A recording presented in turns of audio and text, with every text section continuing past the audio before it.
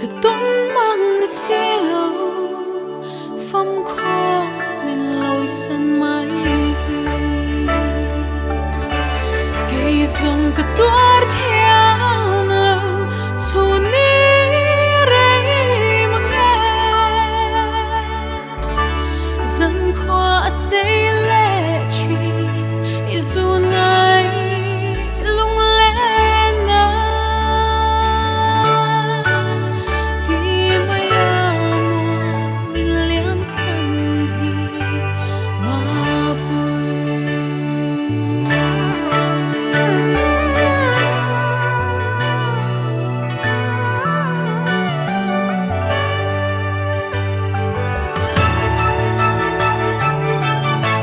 chim khoa xây thó đê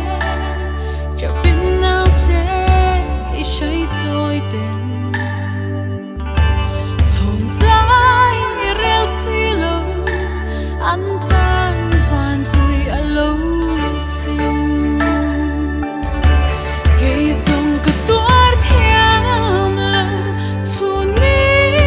rei mang nghe dân khoa xây lệ chi dù ngày lung lên na đi mây amo mình liếm sân hi mà bụi